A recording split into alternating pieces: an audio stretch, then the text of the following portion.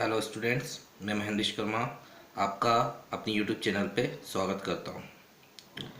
आज से हम इंग्लिश ग्रामर की एक नई सीरीज़ स्टार्ट कर रहे हैं जिसमें हम बिल्कुल बेसिक से इंग्लिश ग्रामर को स्टडी करेंगे। आज डे फर्स्ट में हम जानेंगे इंग्लिश के कुछ महत्वपूर्ण बिंदुओं को। चलिए स्टार्ट करते हैं। देखिए, इंग्लिश आप सभी जानते हैं और एक बहुत ही बेसिक सा प्रश्न आपके सामने है कि how many alphabets are there in English grammar, यानी इंग्लिश की जो ग्रामर है उसमें कितने अल्फ़ाबेट्स होते हैं। सोचिए, आपके पास 1 मिनट का टाइम है, आप सोचकर आंसर सोच सकते हैं। चलिए, आपने शायद सोच लिया होगा और जहाँ तक मेरा अंदाज़ा है आपने सोचा होगा 26। अगर आपने 26 ही सोचा है तो आप बिल्कुल गलत हैं, क्योंकि हर लैंग्वेज में अल्फ़ाबेट केवल एक ही होता है। तो इंग्लिश में भी अल्फ़ाबेट केवल एक है। हाँ, उस अल्फ़ाबेट के अंदर लेटर्स की जो संख्या होती है वो 26 है। ठीक है, तो how many alphabets are there in English grammar, तो इसका आंसर है 1। नेक्स्ट क्वेश्चन है हमारा बेसिक सा, how many letters are there in English alphabet. तो इसका आंसर अभी मैंने दिया था कि इंग्लिश की अल्फ़ाबेट में 26 लेटर्स होते हैं। 26 लेटर्स होते हैं। अब आगे हम लेटर्स के बारे में कुछ जानकारी हासिल करते हैं कि लेटर क्या होता है। तो देखो, लेटर का जो हिंदी अर्थ होता है, लेटर को हम हिंदी में पत्र भी कहते हैं और लेटर का मतलब अक्षर भी होता है। तो यहाँ पर लेटर का जो मीनिंग है वो क्या है, अक्षर। और लेटर जो है smallest unit of any language, यानी किसी भी भाषा की सबसे छोटी इकाई होती है, स्मॉलेस्ट यूनिट होती है किसी भी लैंग्वेज की लेटर। ठीक है, तो हमारी इंग्लिश अल्फ़ाबेट जो है, हमारी अंग्रेजी की जो अल्फ़ाबेट है उसमें लेटर 26 हैं और इन 26 लेटर्स को हमने 2 भागों में डिवाइड किया है, जिसमें एक भाग को हम बोलते हैं वोवेल और दूसरे भाग को हम बोलते हैं कॉन्सोनेंट्स। वोवेल का मतलब होता है स्वर और कॉन्सोनेंट का मतलब होता है व्यंजन। अब बात करते हैं कि 26 लेटर में वोवेल कितने हैं। तो 26 लेटर में वोवेल की संख्या है 5। कितने वोवेल्स हैं हमारे पास, 5 वोवेल्स है। कौन कौन से, ए ई आई ओ यू। एंड हमारे पास बच्चे कितने, अब 26 में से अगर 5 हम कम कर दे तो हमारे पास बचते हैं 21। 21 हमारे पास कॉन्सोनेंट हैं जो आपके सामने लिखे हुए हैं। ठीक है, तो ये 2 भागों में लेटर्स को हमने डिवाइड किया।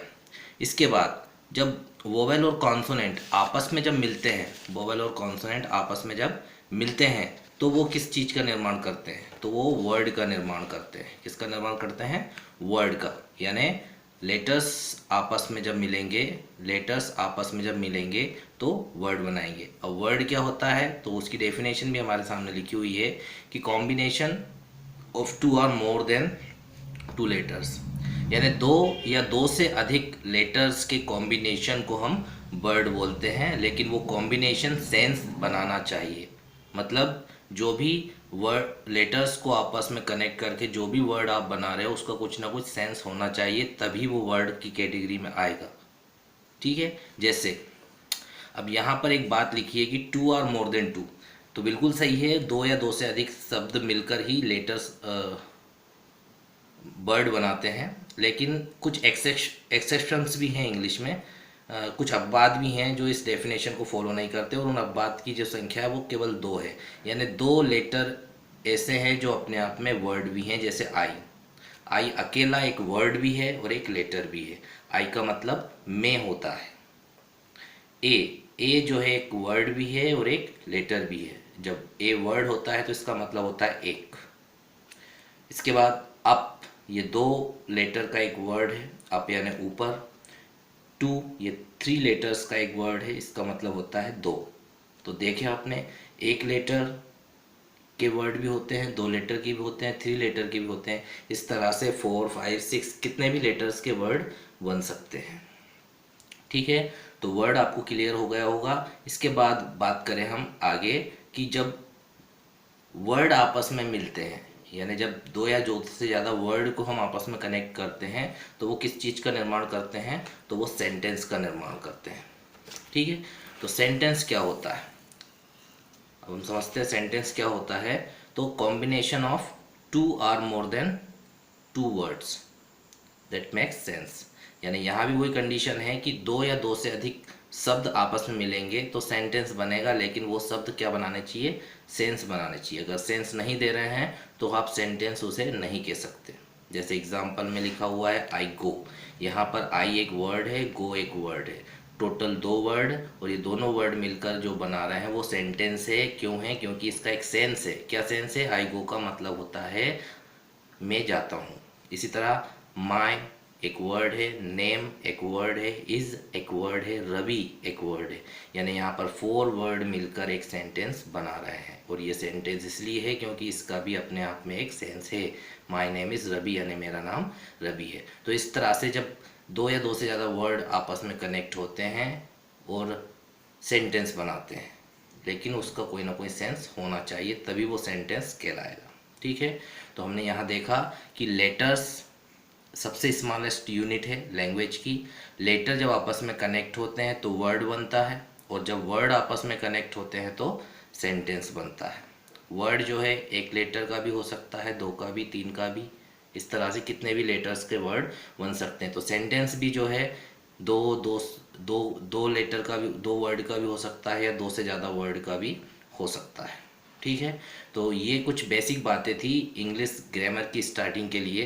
अब इसके बाद नेक्स्ट हमारे सामने आता है पार्ट्स ऑफ स्पीच के बारे में जानकारी हासिल करना। ये इंग्लिश में बहुत महत्वपूर्ण भूमिका निभाते हैं पार्ट्स ऑफ स्पीच। इनकी अपने आप में ही बहुत महत्व है। अगर हम इन चीज़ों को अच्छे से जान ले और समझ ले तो हमारी इंग्लिश काफ़ी आसान हो जाती है।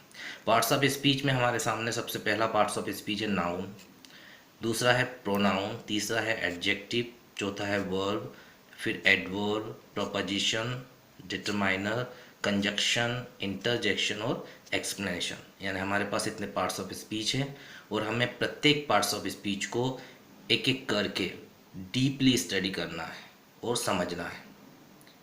इंग्लिश ग्रामर जो है पूरी इन्हीं पर डिपेंडेड है।